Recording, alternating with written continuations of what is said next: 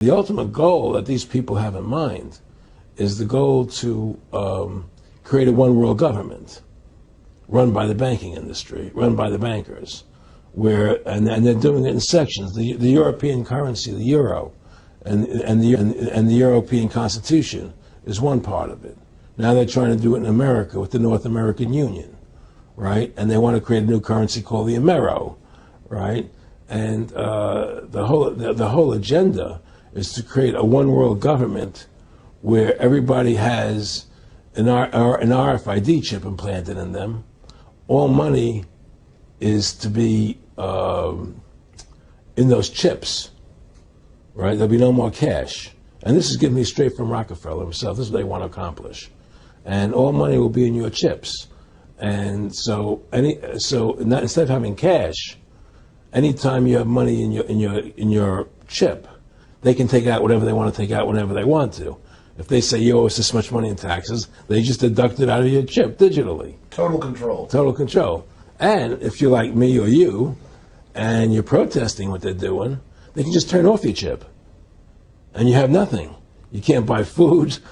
You can't do anything. It's total control of the people. And that chip's connected to a database that has your purchasing records, what you do, what everything, you sell. Everything is in there, you know? And so they want a one world government controlled by them, everybody being chipped, all your money in those chips, and they control the chips, and they control people. And you become a slave. You become a serf to these people. That's their goal. That's their intentions. Aaron, can you be specific about when you met Rockefeller, how it happened in these discussions? I met Rockefeller through a female attorney I knew who called me up one day and said, one of the Rockefellers would like to meet you. I had made a video called Mad as Hell, and he'd seen the video and wanted to meet me and knew I was running for governor of Nevada. So sure, I'd love to meet him. And I met him, and I liked him, and he was a very, very smart man. And we used to talk and share ideas and thoughts. And he's the one who told me 11 months before 9/11 ever happened that there was going to be an event. Never told him what the event was going to be, but there was going to be an event. And out of that event, we were going to invade Afghanistan to run pipelines from the Caspian Sea. We were going to invade Iraq, to take over the oil fields, establish a base in the Middle East, and make it all part of the New World Order. And we'd go after Chavez in Venezuela. And sure enough, later 9/11 happened. And I remember he was telling me how you're going to see soldiers looking in caves for people in Afghanistan and Pakistan and all these places. And there's going to be this war on terror, of which there's no real enemy. And the whole thing is a giant hoax, but it's a way for the government to take over the American people. He told you it was going to be a hoax. Oh, yeah. Oh, yeah. There's no question. He says, there's going to be war on terror. And he's just laughing. There's no... Who are we fighting? I mean, why do you think 9/11 happened and then nothing's happened since then? Do you think that our security is so great here that these people who pulled off 9/11, who were able to, can't knock down another plane? Come on, it's ridiculous. 9/11 was done by people in our own government and our own banking system to perpetuate the fear of the American people and to subordinating themselves to anything the government wants them to do. That's what it's about, and to create this war, this endless war on terror. And that's why and that was the first lie. And the next lie was going into Iraq, to get Saddam Hussein out with his weapons of mass destruction. That was the next lie. Now, specifically, this was a little over 6 years ago. This was 11 months before 9/11. Yeah. And Nick Rockefeller, who's a lawyer, he's become your friend over the previous years, and he's saying to you that there's going to be this big event, and then out of that we're going to have a war on terror, and it's just going to go on and on. Right. An endless war on terror without any real enemy. That you can never define a winner. And did he say that it's going to be perfect because you can't define an enemy? It just goes on and on? Yeah, because you can't define a winner. There's no one to beat, so it goes on and on forever. And they can do whatever they want. They scare the hell out of the American public. Look, this whole war on terror is a fraud. It's a farce. It's very difficult to say it out loud because people are intimidated against saying it. Because if you say it, they want to make you into a nutcase. Let's But be the truth has to come out. That's why I'm doing this interview. The fact of the matter happens to be that the whole war on terror is a fraud. It's a farce. Yeah, there's a war going on in Iraq because we invaded Iraq. And people over there fighting, But the war on terror, it's a joke, And until we discover what really happened on 9/11 and who was responsible for 9/11, because that's where the war on terror emanates from. That's where it comes from.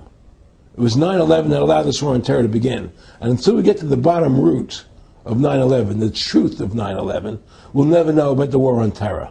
Aaron, you said that he was, and I think it's important, and I know this about the Rockefellers from Dr. Dennis Cuddy and many others who literally, you'll be 20 years old in a lunch line at college, and there's David Rockefeller. And they're experts at recruiting and getting what they call players, and that clearly he was, I want to make it specific and just get you to reiterate what you said last night about you got 30% of the vote, you were having an effect, you made mad as hell, they knew that you'd started the Constitution Party, They knew that you were somebody who was taking action and getting things done, you'd already made some big films, had a lot of other successes, right. So they were trying to recruit you, and didn't it come down to the point of, hey, we are here to recruit you, and don't worry, your chip's going to say, don't mess with us. This guy's don't touch. Yeah, yes, that did happen. I was definitely being recruited, but it's more subtle than that. Well, in your words, just go through the process, and then what he said. Well, what it is remember we were friends, and we used to go to my house a lot. We'd have dinner, we'd talk, and he'd tell me about business investments that he'd get involved in, or they would help me with this business investment or that business investment. And was I interested in joining the Council on Foreign Relations? I would have to get a letter to join them, but was I interested in that? And, just stuff, leading you on. And I used to say to him that I never really did that because that wasn't where I was coming from. As much as I like you, Nick, your ways and my ways, we're on the opposite side of the fence. I don't believe in enslaving people.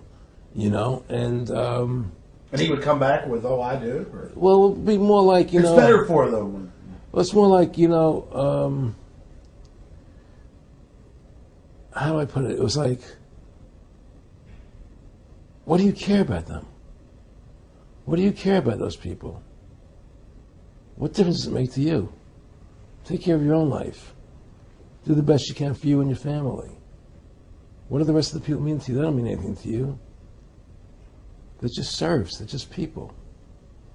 It was just a lack of caring, and that's just not who I was. It was just sort of like cold, it was just like cold, and I used to say to him, what's the point of all this? You have all the money in the world you need. You have all the power you need. What's the point? What's the end goal? And he said the end goal is to get everybody chipped, to control the whole society. To have the bankers, the elite people, the bankers and some governor controlling the world. And I said, do all the people in the Council on Foreign Relations believe this way you do? He said, no. Most of them believe they're doing the right thing. A lot of them believe it's better off being socialistic. We have to convince people that socialism is really capitalism. Because America's becoming a socialist country. It's a communist country today. Well, one of the things they told me was that he was at the house one night, and we were talking, and he started laughing. He said, "Aaron, what do you think women's liberation was about?" And I said, I had pretty conventional thinking about it at that point. I said, I think it's about women having the right to work, getting equal pay with men, just like they won the right to vote.